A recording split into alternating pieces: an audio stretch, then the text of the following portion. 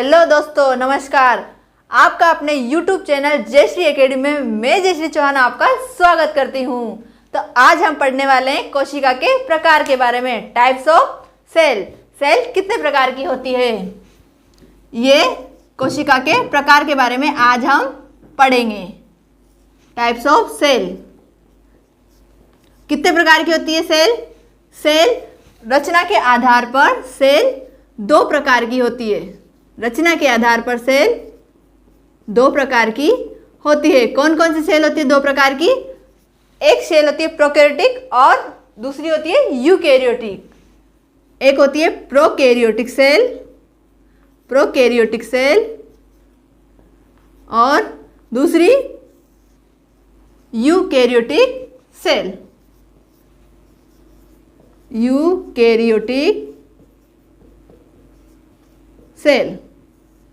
Prokaryotic cell में क्या क्या आएंगे, जिसके क्या क्या नियम आएंगे या क्या क्या लक्षण आएंगे, इसके अंतर्गत हम किसी सेल को ये डिफाइन कर सके कि ये प्रोकैरियोटिक सेल के अंतर्गत आएगी। तो सबसे पहले देखते हैं हम प्रोकैरियोटिक में अर्थ देखते हैं। प्रो का अर्थ होता है प्राथमिक, प्रो का अर्थ होता है प्राथमिक, और इसमें से निकाले तोड़कर तो देखते हैं ये आता है कैरियोट। कैरियोट, कैरियोट का अर्थ होता है केंद्रक।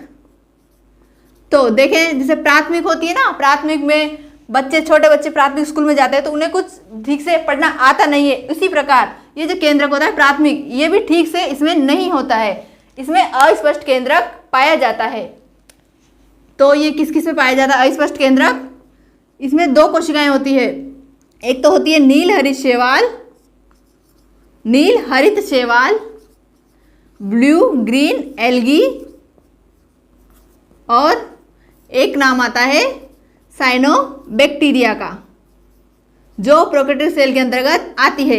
और हम अगर प्रोकैरियोटिक सेल को देखें तो इसके और भी फीचर होते हैं, और भी लक्षण होते हैं। इसमें क्या क्या आएंगे? पहला आएगा, इसमें सबसे पहले तो आएगा केंद्रक अस्पष्ट होता है। इसके बाद आएगा इसमें जो आनुवंशिक पदार्थ होता है ना, डीएनए, आरएनए, वो केंद्रक झिल्ली की अनुपस्थिति के कारण जो कोशिका द्रव्य हमारा साइटोप्लाज्म होता है उससे संपर्क में रहता है। केंद्रक झिल्ली के अनुपस्थिति के कारण कोशिका द्रव्य के संपर्क में रहता है और इसमें अनुपस्थित होती है। और इसमें एक कोशिकांग होता है जो पाया जाता है, कौन सा? राइबोसोम, राइबोसोम, और बाकी कोशिकांग अनुपस्थित होते हैं।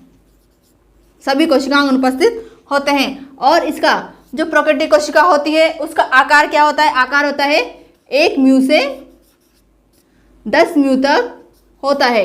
इसके बीच 1 म्यू से ये इसकी परिसीमा है। छोटी से छोटी प्रोकैरियोटिक सेल का आकार 1 म्यू होगा और बड़ी से बड़ी प्रोकैरियोटिक कोशिका का आकार 10 म्यू होता है। इसके बाद इसके उदाहरण में हम नाम लेते हैं तो ये दो नाम आए गए, नील हरित शैवाल और साइनोबैक्टीरिया। और केंद्रक झिल्ली इसमें अनुपस्थित होती है, राइबोसोम उपस्थित होता है। और इसमें एक बात और, इसमें जो इस आनुवंशिक पदार्थ जो हम 5 फीचर लेते हैं आनुवंशिक पदार्थ, ये जो आनुवंशिक पदार्थ है डीएनए, आरएनए, ये एक विशेष संरचना के रूप में, मतलब विशेष संरचना के अंदर घिरा होता है। उसको हम क्या कहते हैं? न्यूक्लियोइड। अर्थात इसमें न्यूक्लियोइड उपस्थित होता है, न्यूक्लियोइड उपस्थित होता है। अब हम बढ़ते हैं यूकैरियोटिक सेल की ओर। यूकैरियोटिक सेल की ओर इसमें क्या क्या होता है? इसमें यूकैरियोटिक सेल में यू का अर्थ होता है विकसित या पूर्ण विकसित, और कैरियोट का अर्थ वही प्रोकैरियोटिक में अपने लिखा था, कैरियोट का केंद्रक। कैरियोट का अर्थ होता है केंद्रक। तो जिसमें पूर्ण विकसित केंद्रक पाया जाता है वो सभी सेल यूकैरियोटिक सेल के अंतर्गत आती है।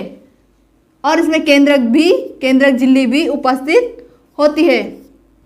इसके लक्षणों के अंतर्गत अगर हम देखते हैं तो एक लक्षण तो ये आ जाएगा कि केंद्रक झिल्ली इसमें उपस्थित होती है, और दूसरा लक्षण आएगा इसमें सभी कोशिकांग, सभी सेल ऑर्गन पाए जाते हैं। सभी सेल ऑर्गन पाए जाते हैं, सभी कोशिकांग पाए जाते हैं, कोशिकांग पाए जाते हैं, उपस्थित होते हैं। और इसके अगर हम उदाहरण की बात कर रहे हैं तो उदाहरण के अंतर्गत एग्जाम्पल किस चीज़ का लेंगे हम? इसमें उदाहरण के रूप में आएगा पादप और जंतु सेल, पादप व जंतु सेल। जंतु सेल। ये तो होता है प्रोकैरियोटिक और यूकैरियोटिक के बारे में सामान्य जानकारी। अब हम देखते हैं प्रोकैरियोटिक और यूकैरियोटिक कोशिका में अंतर के बारे में अभी हम देखेंगे। तो हम देखते हैं प्रोकैरियोटिक और यूकैरियोटिक कोशिका में अंतर के बारे में। सबसे पहले तो ये जो नाम प्रोकैरियोटिक कोशिका और यूकैरियोटिक कोशिका, बहुत से बच्चे के दिमाग में क्वेश्चन आ रहा होगा कि यूकैरियोटिक कोशिका और प्रोकैरियोटिक कोशिका का नाम हिंदी में क्या होता है और इंग्लिश में क्या होता है। तो हम समझते हैं जैसे प्रोकैरियोटिक कोशिका को इंग्लिश में भी प्रोकैरियोटिक सेल ही कहते हैं और यूकैरियोटिक कोशिका को इंग्लिश में यूकैरियोटिक सेल ही कहते हैं। तो अब हम पढ़ते हैं इनके अंतर के बारे में, दोनों में डिफरेंस क्या है। तो पहला अंतर आता है इनमें, ये प्रोकैरियोटिक कोशिका किस प्रकार की सेल है, ये है एक आदिम सेल अर्थात प्रिमिटिव सेल, अर्थात पुरानी कोशिका है। ये आदिम सेल, प्रोकैरियोटिक कोशिका आदिम सेल है और यूकैरियोटिक कोशिका एक सुविकसित कोशिका है। इसके बाद अगला अंतर आता है, जो यूकैरियोटिक कोशिका होती है उसमें अविकसित केंद्रक पाया जाता है, अविकसित केंद्रक पाया जाता है और यूकैरियोटिक कोशिका में पूर्ण विकसित केंद्रक पाया जाता है। इसके बाद प्रोकैरियोटिक कोशिका जो केंद्रक कला और केंद्रिका ये अनुपस्थित होती है। जो केंद्रक के आसपास की कला होती है ना, केंद्रक, ये जैसे केंद्रक हुआ, इसके आसपास एक लेयर पाई जाती है जो इसको कवर करती है या इसको कोशिका द्रव्य से मिलने नहीं देती, वो इसमें अनुपस्थित होती है। और एक कोशिकांग, केंद्रक के अंदर एक कोशिकांग पाया जाता है केंद्रिका, यहाँ पे होता है छोटा सा, इसको केंद्रिका कहते हैं, ये भी इसमें नहीं पाया जाता है। और यूकैरियोटिक सेल में ये दोनों चीज़ें, केंद्रक कला और केंद्रिका उपस्थित होती है। इसके बाद हम पढ़ते हैं अगला अंतर आता है झिल्ली। इसमें अगला अंतर आता है झिल्ली युक्त कोशिकांग अनुपस्थित। जो सभी झिल्ली युक्त कोशिकांग पाए जाते हैं वो प्रोकैरियोटिक कोशिका में अनुपस्थित होते हैं और यूकैरियोटिक कोशिका में उपस्थित होते हैं। इसके अंतर्गत किस किस कोशिकाओं को लेंगे हम, एक तो आ जाएगा गोल्जी बॉडी, लाइसोसोम और माइटोकॉन्ड्रिया। और इसमें एक कोशिकांग नाम आता है जो झिल्ली रहित कोशिकांग होता है। झिल्ली रहित कौन सा कोशिकांग, हरित लवक झिल्ली रहित कोशिकांग होता है, ये भी इसमें अनुपस्थित होता है। और यूकैरियोटिक सेल में ये कोशिकांग उपस्थित होता है जो प्रकाश संश्लेषण में काम आता है। इसके बाद प्रोकैरियोटिक कोशिका में जो राइबोसोम पाया जाता है वो कौन से प्रकार का होता है, वो 17 प्रकार का राइबोसोम पाया जाता है। और यूकैरियोटिक कोशिका में कौन से प्रकार का राइबोसोम पाया जाता है, 80 प्रकार का राइबोसोम पाया जाता है। इन सभी 17 और 80 प्रकार को हम आगे की क्लास में अध्ययन करेंगे कि ये प्रकार क्या होते हैं, कैसे इन प्रकारों को पहचाना। इसके बाद हम देखते हैं अगला अंतर। जब हम कोशिकांग पढ़ेंगे उसके बारे में, तब इनको विस्तार से जानकारी करेंगे। इसके बाद जो कोशिका भित्ति होती है इसकी पतली होती है। कोशिका भित्ति कौन सी होती है, जैसे कोशिका है, ये कोशिका है, इसके बाहर एक भित्ति पाई जाती है यानी सेल मेम्ब्रेन, इसके बाहर एक भित्ति पाई जाती है। ये प्रोकैरियोटिक कोशिका में तो बहुत पतली होती है और जो यूकैरियोटिक कोशिका है उसमें मोटी होती है। इसके बाद आता है अगला अंतर आएगा इसमें रिक्तिका अनुपस्थित। जो प्रोकैरियोटिक सेल होती है उसमें रिक्तिका नहीं पाई जाती है। कोई सी प्रोकैरियोटिक कोशिका हो, चाहे नीलरित शैवाल हो, चाहे साइनोबैक्टीरिया, इसमें रिक्तिका अनुपस्थित होती है। और यूकैरियोटिक कोशिका में रिक्तिका उपस्थित होती है। अब ये रिक्तिका में जैसे यूकैरियोटिक कोशिका के अंदर हमने पढ़ा था, इसके अंदर कौन कौन सी सेल आएगी, पादप और जंतु सेल। जैसे पादप सेल में रिक्तिका छोटी होती है, रिक्तिका बड़ी होती है और जंतु सेल में रिक्तिका छोटी होती है। इसके बाद आते हैं अगले अंतर की ओर। अगला अंतर है लैंगिक, 8वां अंतर, लैंगिक जनन नहीं पाया जाता इनमें। प्रोकैरियोटिक कोशिका में लैंगिक जनन नहीं होता है। अब इस लैंगिक जनन का मतलब होता है एक संतति से दूसरी संतति उत्पन्न करना, तो ये इसमें नहीं पाया जाता है। तो इसमें क्या होता है आगे अंतर में हम देखते हैं। इसके बाद इसमें यूकैरियोटिक सेल में ये अंतर होता है, लैंगिक जनन पाया जाता है, इनमें लैंगिक जनन की सहायता से जनन होता है। इसके बाद अगला अंतर आता है, इसमें केवल एक गुणसूत्र पाया जाता है। जो डीएनए का जो आनुवंशिक पदार्थ है उसका केवल इसमें प्रोकैरियोटिक सेल में एक गुणसूत्र पाया जाता है और इसमें यूकैरियोटिक सेल में एक से अधिक गुणसूत्र पाया जाता है। इसके बाद आते हैं कोशिका अगले अंतर की ओर। इसमें जो कोशिका विभाजन होता है वो विखंडन द्वारा होता है। विखंडन कौन सा, जैसे एक कोशिका है उसकी टूट के 2 कोशिका बन गई। और ये विखंडन और मुकुलन भी कैसा होता है, जैसे ये कौन सी तंत्रिका कोशिका मान लो, अब मुकुलन प्रोकैरियोटिक कोशिका है, तो प्रोकैरियोटिक कोशिका को लेंगे। तो प्रोकैरियोटिक कोशिका में प्रोकैरियोटिक कोशिका ये मुकुलन कैसे होता है, ये मुकुलन यहाँ से टूट के ये थोड़ा सा निकल जाता है, धीरे धीरे बड़ा होता होता इस कोशिका से अलग हो जाता है। तो हो गए ना विभाजन।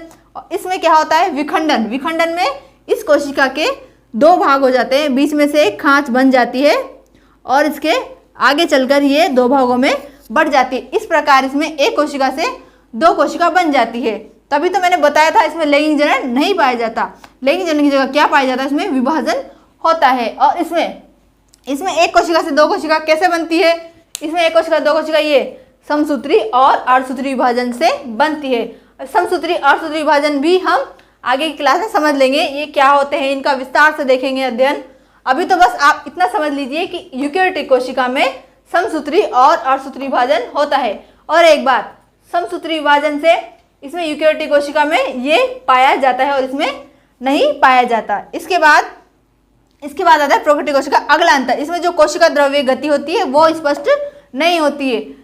आपने देखा होगा केंद्रक कला और कोशिका कला के बीच जो द्रव पाया जाता है, जिसमें सभी कोशिकाएं उपस्थित होते हैं, उसकी गति स्पष्ट नहीं होती है, मतलब उसकी गति स्पष्ट दिखाई नहीं देती। अगर हम सूक्ष्मदर्शी की सहायता से प्रोकैरियोटिक कोशिका को देखते हैं तो इसमें गति स्पष्ट नहीं होती है, और यूकेरियोटिक कोशिका में कोशिका द्रव्य गति स्पष्ट होती है, हमें दिखाई देता है कि कोशिका द्रव्य गति कर रहा है या नहीं कर रहा है। इसके बाद आता है अगला अंतर। तो प्रोकैरियोटिक कोशिका में जो श्वसन तंत्र होता है, प्रोकैरियोटिक कोशिका में श्वसन तंत्र प्लाज्मा झिल्ली में पाया जाता है। प्लाज्मा झिल्ली होती है, जो कोशिका ये होती है कोशिका, इसमें प्लाज्मा झिल्ली कोशिका झिल्ली के थोड़ा बाहर पाई जाती है, यहाँ पे बाहर पाई जाती है।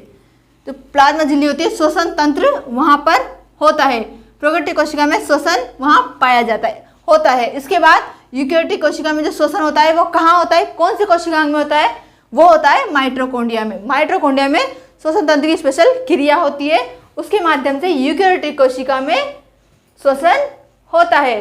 तो हमने पढ़ा यूकेरियोटिक कोशिका और प्रोकैरियोटिक कोशिका में अंतर। एक बार और देख लेते हैं इस अंतरों को, एक बार शॉर्ट में देख लेते हैं। तो प्रोकैरियोटिक कोशिका में पहला अंतर हुआ, ये आदिम होती है, ये सुविकसित होती है। इसके बाद ये अविकसित होती है, ये पूर्ण विकसित केंद्रक पाया जाता है। इसमें केंद्रक कला नहीं पाई जाती और केंद्रिका भी नहीं पाई जाती, इसमें पाई जाती है। इसमें झिल्लियुक्त कोशिकांग नहीं पाया जाता और इसमें पाया जाता है। इसमें राइबोसोम 17 प्रकार के होते हैं, इसमें 80 प्रकार के होते हैं। इसमें कोशिका भित्ति पतली होती है, इसमें मोटी होती है। इस प्रोकैरियोटिक कोशिका में रिक्तिका अनुपस्थित होती है, इसमें उपस्थित होती है। इसमें लैंगिक जनन नहीं पाया जाता, इसमें पाया जाता है।